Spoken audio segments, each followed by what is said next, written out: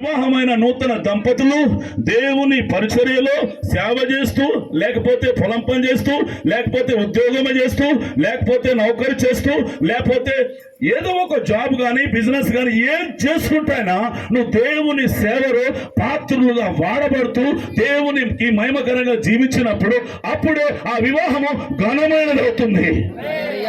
ఆమేన్ చెప్పండి. హల్లెలూయా. మూడోది, ఎప్పుడు వివాహము ఘనమైనది అవుతుందో తెలుసా? జ్ఞానము కలిగి తన ఇల్లును కట్టినప్పుడే ఆ వివాహము దేవుని దృష్టిలో ఘనమైనది అవుతుంది. గట్టిగా చెబుతామా? హల్లెలూయా, హల్లెలూయా. నాలుగోది, వివాహము ఎప్పుడైతే ఘనమైనది అవుతుందంటే జీవితాంతం వరకు ఒకరితో ఒకరు తోడుగా ఉన్నప్పుడు. నాతో చెప్పండి, జీవితాంత కాలము. మీరందరూ చెప్పాలి, జీవితాంత కాలము ఒకరితో ఒకరు తోడుగా ఉన్నప్పుడే ఆ వివాహము ఘనమైనది అవుతుంది.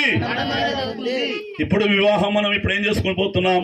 ఈ నూతన దంపతులని కలుపుతున్నాం, ఆశీర్వదిస్తున్నాం, పెళ్లి చేస్తున్నాం. వీళ్ళిద్దరూ జీవితాంత కాలము కలిసి బ్రతకాలి. వివాహం అనేది ఒక్క రోజు కాదు. ఏ వివాహం అనేది నెల రోజులు కాదు. ఏ వివాహం అనేది టైం పాస్ కొరకు కాదు. ఏ వివాహం అనేది 5 నిమిషాల తృప్తి కొరకు కాదు.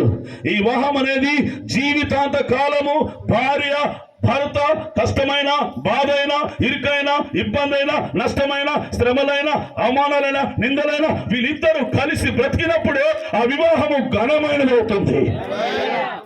ఆమేన్ చెప్పండి.